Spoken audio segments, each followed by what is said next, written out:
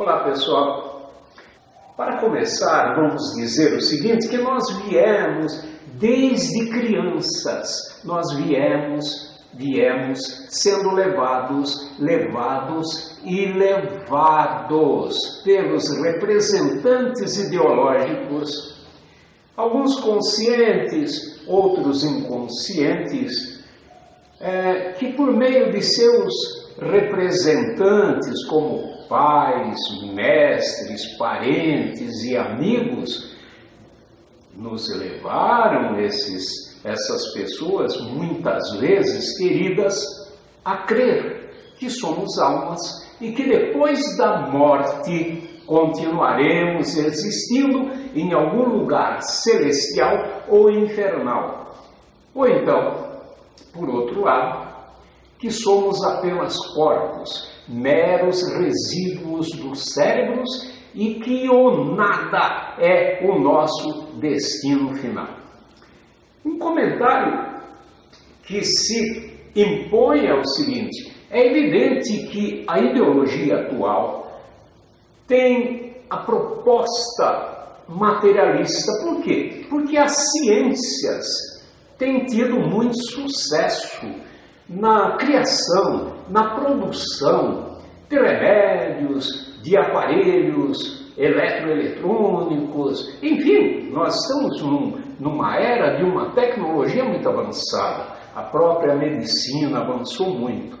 Praticamente a ciência demonstrou ter um poder muito grande e esse fator fez com que a ideologia instalada na modernidade se impusesse. Então é muito mais fácil que a nossa educação tenha sido de indiferença pela ideologia religiosa, praticamente não ouvimos, e, na verdade, com peso circunstancial, enquanto que a proposta materialista impera de uma ou de outra, na consciência ou na inconsciência.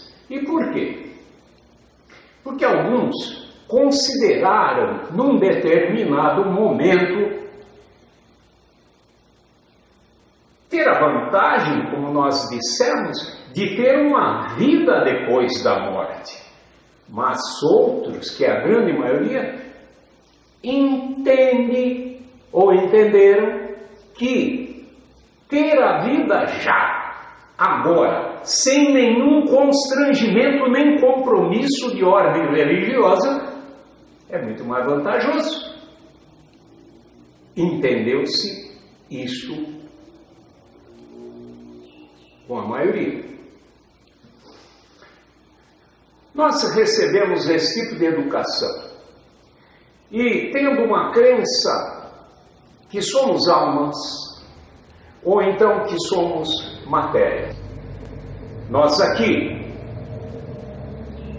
no programa Reflexão sobre a Vida, nós decidimos verificar qual das duas crenças é a verdadeira, ou se nenhuma delas é. E nós decidimos verificar isso de uma maneira racional. É evidente que você, telespectador, meu amigo, é inteligente, culto e já percebeu que o que nós estamos trazendo nesta série de programas, Reflexão sobre a Vida, é o velho milenar conflito da fé contra a razão ou vice-versa, da razão contra a fé. Já que existe essa ideia, nós aqui levaremos essa discussão em nossos programas como se fosse uma realização de um jogo de futebol filosófico. Nós vamos encarar isso como um clássico sensacional. As regras do jogo são aquelas do raciocínio. E cada prova, cada evidência de verdade que nós aqui apresentarmos será contada como um golaço, gol para o time do materialismo ou eu ia falar religioso, da religiosidade, mas vamos escolher o termo, o time do espiritualismo. Por quê? Porque espiritualismo é um termo que abrange todas as pessoas que não acreditam que somos apenas matéria, mas não tem nenhuma ideia em particular, não tem uma religião, não acredita em Deus, enfim, apenas entende que tem alguma coisa a mais. Entendido? Então, meu caro telespectador amigo, você pode pegar a pipoca, pode pegar a latinha de cerveja, o guaraná e se preparar para torcer à vontade. Na verdade, eu não considero de bom senso, e em qualquer outra oportunidade nós iremos discutir, dizer que há um conflito entre fé e razão. Os nossos estudos de psicologia racional não mostram que essas duas coisas são excludentes entre si, e nem mesmo adversários. Ou seja, não é porque um homem tem fé que por isso ele deixa de ser racional. E nem o homem que raciocina, deixa de ter fé. Por isso, então, nós vamos estabelecer que um jogo será sensacional entre o rubro-negro materialista contra o tricolor espiritualista. Feito. A bola vai começar a rolar. Os dois times irão disputar a posse da bola. A posse da psique. A bola é a psique. A bola é o psiquismo que os materialistas, lembrem, sustentam que é apenas um resíduo do corpo, do cérebro. E os espiritualistas sustentam que é a alma do espírito. Então vejamos.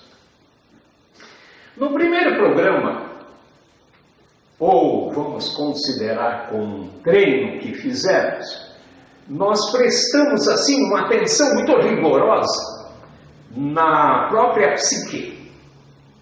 E aí identificamos. Você está lembrado como eu, ou seja, a coisa mais importante desse mundo para nós. Porque se o eu psíquico não existir, não pode existir nada mais no mundo para nós. Para mim, para o eu que está aqui, para o eu que está aí. Se esse eu deixar ou não existir, nada mais existe. Nada mais tem sentido. Então, sem essa bola que é a psique, não tem jogo. Porque é fundamental. É o nosso princípio fundamental essa bola. Sem ela, não há o jogo do conhecimento. Não só o jogo da realidade, como o jogo do conhecimento. Seja ele materialista ou espiritualista. Sem o eu que sente e pensa, não há saber nenhum. Atenção, então. Os times estão entrando em campo, espolcar de fogos, a torcida se agita e uma banda apresenta uma música em homenagem a Manola Estefânia de Monte Castelo. Você perguntaria quem é a Manola Estefânia de Monte Castelo? Evidentemente que é um nome criado por mim, ele é fictício, mas entendamos, enquanto uma cantora lírica espanhola de muito sucesso, badalada no mundo todo, muito prestigiada por um público de fino gosto musical. Em uma de suas viagens em turnê pelos maiores teatros do mundo, o avião de sua propriedade caiu em densa selva. Um inóspito lugar da África. Só ela sobreviveu. Saiu do avião em chamas e, ao caminhar cambaleante pela floresta em busca de ajuda, ela não dizia "Who am I?", porque ela não havia perdido a memória. Ela exclamava: "Ai, que me voy a hacer se no me gusta de las serpientes y si una me pica?" Quando ela já perdia as esperanças de ser salva, viu alguns selvagens que ficaram muito felizes ao encontrá-la. Foram na sua direção, alegres, como seus fãs costumavam fazer, rindo muito e gritando: "No boa cara, no boa cara." Ela também se alegrou e disse: "Ai, que buenos muchachos, agora sí soy contento." Quando chegaram nas choupanas de palha da tribo onde ela foi levada, os que lá estavam também vieram recepcioná-la com a mesma alegria, gritando: "No buchara, no buchara." Faziam muita festa, enfim. E enquanto festejavam, algumas mulheres corriam para colocar legumes e verduras na água para ferver num caldeirão enorme. E dançavam em volta dela, gritando: "No bochara, no bochara."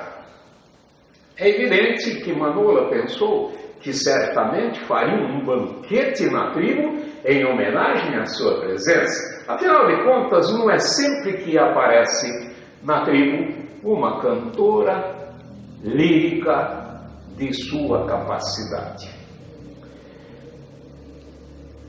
Nisso ela acreditava. Se sentia um pouco vexada porque sua roupa estava toda tostada, cheia de fuligem, cheia de buracos. Ela estava maltrapilha. E aí, alguns homens vieram alegremente dançando e começaram a despila. Ela pensou que, puxa vida, eles são gentis, queriam libertá-la daquelas roupas maltrapilhas e sujas, já que ela estava constrangida por vesti-las.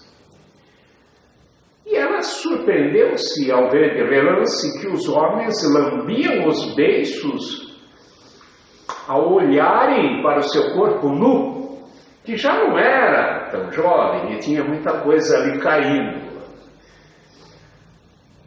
Mais surpresa ainda ela ficava, porque as mulheres da tribo também a olhavam lambendo os beiços, e ela então se sentiu mais envaidecida do que nunca na sua vida, porque nunca antes encontrou alguém que desejasse tanto o corpo que ela sempre vestia tão ricamente e prezava com tanto cuidado.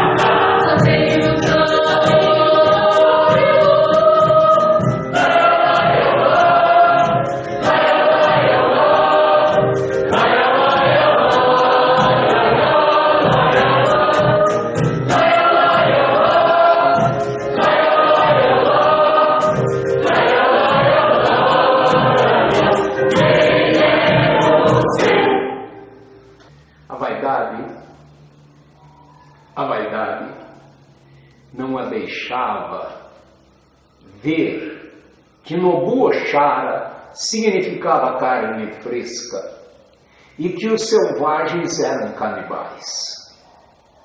Ela só percebeu quando a pegaram na marra para jogá-la dentro do caldeirão. Aí então Manola se desesperou, enfiou a mão em suas roupas maltrapilhas e sujas, tirou delas o seu passaporte e, brandindo-o na frente do rosto daquele que ela entendia que era o chefe, ela gritava: "Sabem quem sou? Sou Manola Estefânia de Monte Castelo. Sou uma cantora lírica internacional, soprano das mais importantes que passou pela Scala de Milão." Vejam vocês que a nossa heroína, a nossa personagem da história, ela dizia o nome.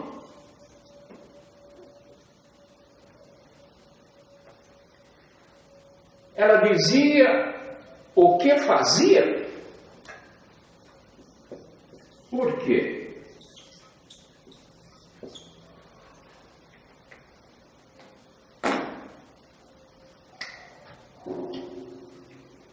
Na verdade, cantar, seja canto lírico, popular ou de qualquer espécie, é uma atividade. Sendo uma atividade, eu vou colocar aqui análoga ao andar. Depois nós vamos entender por que eu vou colocar essa analogia. São atividades. Ela dizia: "Eu sou Manola." Isso é verdade? Podemos dizer, então, já que nós temos algum conhecimento anterior, já nos identificamos como eu. Lembra? Eu existo, eu sou, enquanto um ser que sente e que pensa. Até fizemos um teste científico para verificar se isso era verdade. Eu perguntei para o espectador: está me vendo? Está me ouvindo? então está me sentindo. Entendeu a minha pergunta? Está me entendendo? Então é um ser inteligente. Comprovado isso, procure lembrar, nós demos um valor para nós, um valor matemático de existência. Eu sou, eu existo. Eu ser é o ser. Eu sou um ser existente e por existir tem valor nenhum. Se não existisse, o ser estaria ausente. Teria o valor de zero. Simples, não foi isso que nós já vimos até agora? Então voltando aqui, expliquemos o seguinte, valor. Por que eu disse valor exato? Expliquemos. Porque quando Manola diz o nome dela, diz que ela é uma grande cantora lírica, que ela atuou nos maiores teatros do mundo. Quando ela está falando tudo isso, e os índios canibais? Qual o valor que eles davam àquela mulher? É bom a gente saber, porque nós atribuímos o valor matemático exato para não lidar com outro tipo de valor. O valor matemático é exato, todo mundo sabe, ele não muda, ele é universal, em toda parte. Se disser tem 2 carneiros no cercado, em qualquer lugar do mundo, 2 carneiros são 2 carneiros. Então, o valor matemático não se discute. O que é que se discute? O que se discute é o valor cultural. Costuma-se dizer verdade antropológica. Isso é bobagem. É valor.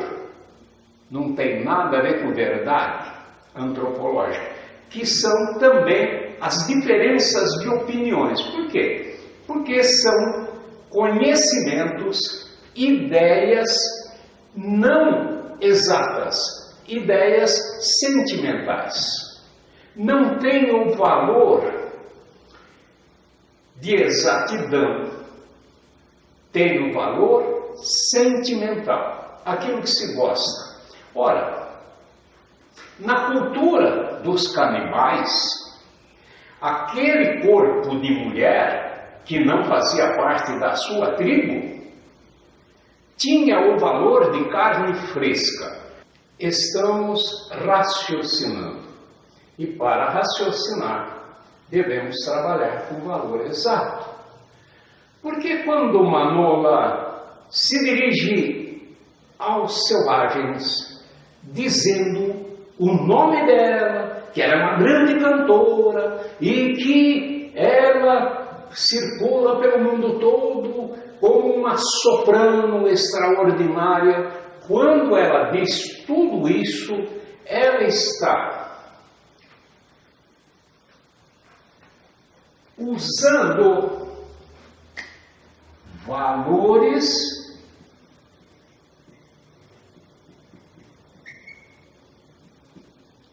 sentimentais. Ela gosta de pensar que ela é formidável. Provavelmente os fãs dela gostem de pensar que ela é formidável, todos dedicando um certo sentimento para esse nome pomposo e para aquilo que ela faz, que é cantar. Tudo isso é investido de valor, um valor que se diz antropológico, cultural, muito diferentemente dos selvagens que não tem teatro, não tem música clássica, não tem nada do que ela está falando, não entende o idioma dela. E a veem, a enxergam como carne fresca, propriamente dito como carne branca, tal como galinha, carne de galinha, carne de peixe. É assim que eles veem. Quando eu falo isso, alguém poderá dizer, a verdade relativa. E eu, novamente, explicaria, aí não tem nada de verdade. É insensatez se falar em verdade e relatividade. A verdade, já expliquei, exige critérios exatos. Quando são preenchidos os critérios de provas lógicas, exatas e provas experimentais, fica eliminado a possibilidade da relatividade. Relatividade não casa com verdade. Verdade relativa é uma bobagem. O que tem são valores relativos. Acabei de dizer, os canibais a enxergam como carne, principalmente quando estão com fome. Diferentemente daqueles da cultura dela que a enxergam como uma grande cantora. Então agora aqui nós temos valores que são relativos, como a opinião. A opinião é relativa por natureza. Eu digo o Corinthians é melhor do que São Paulo. Eu digo que a maçã é muito mais saborosa do que a banana. São declarações carregadas de sentimento, não de exatidão. Então, em verdade vos digo, por exemplo, que o quadrado tem 4 lados iguais e que um suíno não é poliglota. Veja que estas são verdades, são incontestáveis. Por qualquer perspectiva que você olhe, é verdade. A verdade, por isso mesmo, ela é democrática. Ela é democrática porque todos podem comprová-la, se usarem a razão, é claro. Então, em verdade eu digo, por exemplo, um quadrado tem 4 lados iguais. E digo também que o suíno não é poliglota. Verifica você, meu amigo, minha amiga, que essa é uma verdade por qualquer ângulo que você olhe. Você poderá olhar o porco de qualquer posição, de qualquer perspectiva. E você não vai vê-lo nem ouvi-lo falar vários idiomas. E um quadrado, ainda que seja um cômodo construído de maneira rigorosa, se ele tiver 4 metros por 4 metros, alguém disser para você isso, você vai lá e mede e tem essa mesma coisa. Por isso que a verdade é democrática. Se todos usarem a razão, ou se todos usassem a razão, nós teríamos uma democracia maravilhosa. Porque todos poderiam perceber quando tivesse um governante mentindo descaradamente. Porque ultimamente é um problema. O pessoal mente na cara dura. E sabem o que é pior? Tem um monte de gente que acredita e nem liga. Talvez porque pensa, A verdade é relativa. Não, não. Principalmente um governante, ele insulta o seu eleitor, ele insulta o seu povo, chama o seu povo de ignorantes, de idiota, quando ele se contradiz, quando ele mente.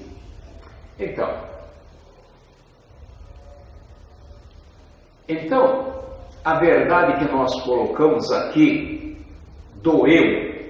Não é que doeu, me dor, quando coloquei que o eu é a coisa mais importante para todos nós. Nós fizemos isso numa experiência.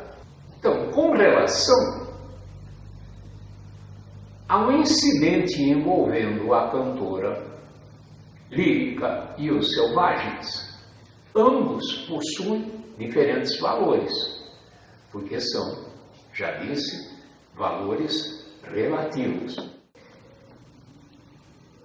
Na relação entre os selvagens e a Manola, nós temos diferentes valores, são diferentes valores culturais, sentimentais, de crença. Um gosta de comer carne humana e a considera saborosa. A cantora detesta ser comida, assada, frita ou cozida. Ora, a opinião também é formada de valores pessoais. Por que a gente diz pessoais? Porque são sentimentais, de simpatia ou então de repulsa. Esse sentimento é investido numa ideia e a pessoa adquire uma convicção, uma certeza em razão desse sentimento de que ele está certo e o outro está errado. E isso sem nenhuma demonstração lógica, nem matemática, nada, de acerto ou de erro. É por isso que a opinião, cada um fica com a sua. Diferentemente da verdade que eu já expliquei, que é democrática. Eu sou um ser que sente e pensa, e todos em qualquer parte do mundo, não me canso de falar, podem comprovar isso. O que ficou evidente é que a cantora lírica tentava impressionar, submeter, controlar os canibais com o poder dos seus valores sentimentais e da sua vontade. Mas ela mentia. Ela mentia na inconsciência. Vejam o que nós colocamos agora há pouco ali na lousa. Ela mentia com relação à sua identidade. Enganava ou engana a si mesma. Por quê? Porque ela não é o nome. O nome depositaram nela quando ela nasceu. É algo que vem de fora, dos pais.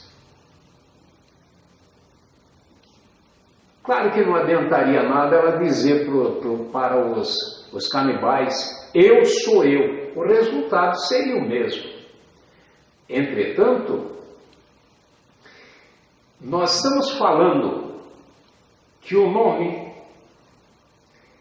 e dizer que é a cantora lírica, etc. e tal, são artifícios. Nós vamos usar essa palavra aqui, depois nós vamos explicar melhor. Só possuem valor nas convenções sociais. Para os canibais, o valor de Manola é só o de alimento natural e saboroso. Acontece que essa tragédia que envolveu Manola, e que certamente ela foi jogada no tacho e foi cozida e foi comida, essa tragédia proporciona para nós as condições para que a gente possa saber um pouco mais sobre a nossa realidade. Então, você pode ter perguntado aí, o que é real? Nós vamos dizer, real é tudo aquilo que existe e que pode ser verificado na sua existência pelos meios comuns dos sentidos, por intuição ou por demonstrações lógicas, por evidência. Não vamos nos prender muito sobre aí. Mas, quando eu digo que eu aqui e você aí somos uma realidade, eu estou dando um exemplo de realidade natural. O que é realidade natural? Realidade natural é tudo que surgir por si na natureza. As árvores, os pássaros, o elefante, o nosso corpo, o vento, a chuva, o eu, como eu disse, daqui e daí. Por quê? O que eu sou, enquanto ser que sente e pensa, assim como a árvore, não foi inventado. Nenhuma dessas coisas foi inventada pelo homem. Nós surgimos aqui na Terra enquanto uma psique no processo de evolução natural do planeta. Agora, veja bem, se nós fizermos aí uma divisão, a realidade, ela também pode ser artificial. Então, natural, a realidade pode ser natural e pode ser artificial. Artificial é justamente o contrário. É tudo aquilo que depende do homem, ou melhor, do eu para existir. A gente já viu que nada existe sem que o eu exista. Melhor ainda, nada existe sem que o eu tenha dado existência. Estou falando da realidade artificial. Os exemplos da realidade artificial são os carros na rua, os aviões, computador, celular, toda a aparelhagem que o homem criou. Não totalmente, porque ele usa a matéria-prima natural. Agora, nós estamos falando propriamente da Madonna, quando ela diz o nome, ela está usando um artifício da linguagem. E a linguagem, meu querido amigo, a gente já colocou, amiga ou amiga que está nos assistindo, esse eu que sente e pensa, eu aqui, você aí, nós não fomos inventados pelo homem. Pode vir na mente uma coisa assim, meio esdrúxula, tipo assim, não, papai e mamãe, aquela noite, depois da festa, que deram. Não, mas é um projeto natural, isso aí já vem desde os animais. Nós, evidentemente, enquanto psique, nós surgimos aqui na Terra, enquanto essa psique dentro de um processo de evolução do planeta. Mas a realidade pode ser artificial. E a artificial é justamente o contrário do natural. É tudo aquilo que o homem cria. É tudo aquilo que depende. Olha que espetáculo, hein? Olha que legal. É tudo aquilo que depende do eu para existir. Nós já vimos que sem o eu não existe mundo. Agora nós temos que entender que sem o eu não existe conhecimento. Então, sem o eu não existe o artificial. Sem o eu não existe o artificial. Então, quando se dá o nome, ou se fala da profissão, por exemplo, está se usando artifícios da linguagem. A linguagem, o homem é que criou, o homem é que desenvolveu. E a linguagem é que leva todos os que são amestrados, condicionados na mesma cultura e sob a mesma ideologia. E o que nós estamos verificando, então, eu tinha deixado para explicar em seguida o seguinte: quando uma nula diz o nome, ela mente, consciente ou inconscientemente. Por quê? Porque ela não é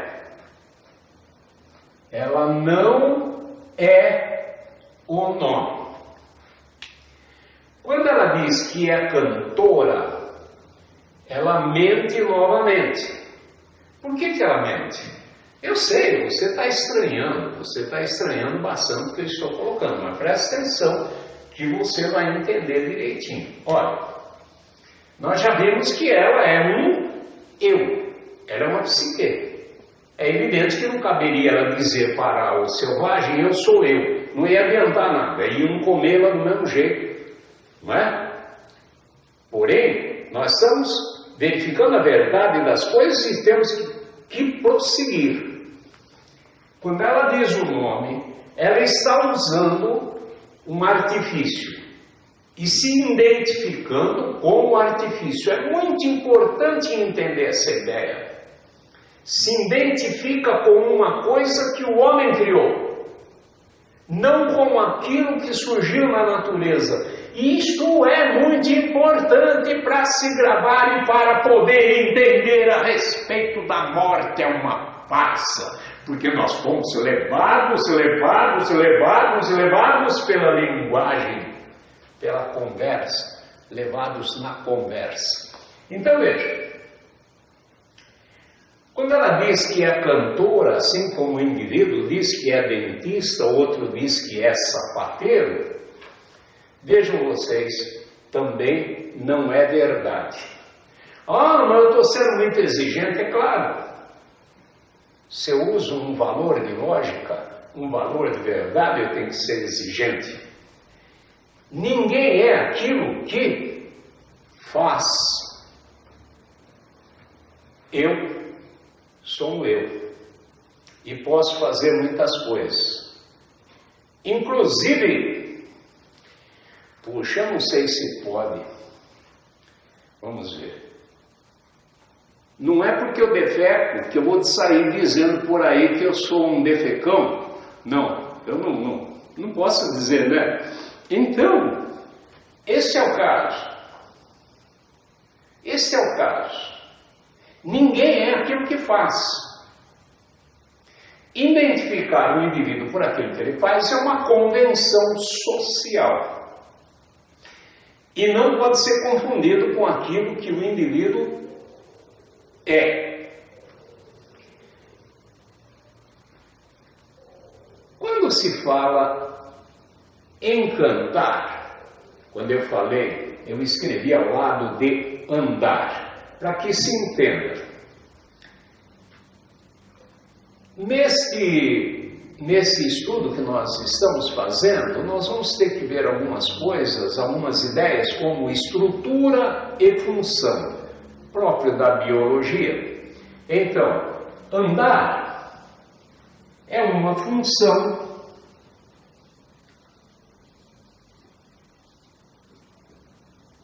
das pernas. Andar é uma função das pernas, mas não só das pernas, do corpo todo, organizado para andar. Entendido? Andar não existe na realidade sozinho. Existem pernas. Andar não existe. É uma palavra, um artifício com abstração que nomeia uma coisa que não existe, inexistente, de valor zero, enquanto existência. Vamos comigo. Cantar também é uma função do corpo. Cordas vocais, pulmões e etc. e tal. Do corpo, não é? Diria o materialista. Tanto no caso do andar, depende da musculatura voluntária, como também o canto. E sabe quem manda na musculatura voluntária? Eu mando na musculatura. Ande para trás agora, cante. Eu não sou um cantor lírico. Então o cantar também é uma atividade que não existe por si só. Agora perceba, a psique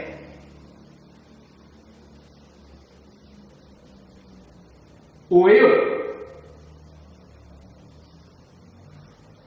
é uma função do cérebro, segundo os materialistas. Logo,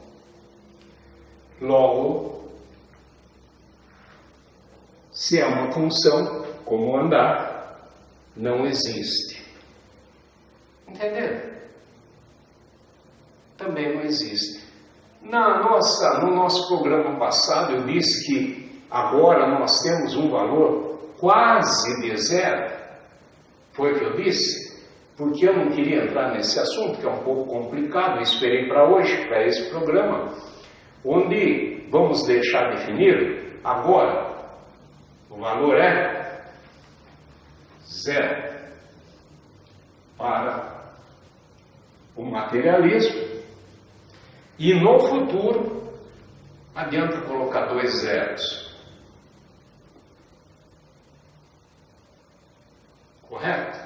Só para a gente saber sobre isso. Só para colocar dúvida, que é esta a minha intenção. Devemos encerrar por hoje, deixando para você, meu amigo, minha amiga, um pouco de pensamento, um pouco de dúvida a respeito disso que nós colocamos agora. Tem muita coisa para ser esclarecida, sim, é verdade. Tenha calma. O jogo nem começou ainda. Teve apenas a fanfara, a banda, e aí veio a história da Manola, só para a gente começar a discutir certas ideias, mas o jogo não começou ainda. A gente só está mostrando como nós fomos levados pela linguagem, pela conversa, levados na conversa. Viu? Espero que você não tenha ficado chocado demais e que tenha aguçado sua dúvida e que você queira mais e nos aguarde no próximo programa. Por enquanto eu agradeço. Muito obrigado por ter ficado comigo até agora. Tchau.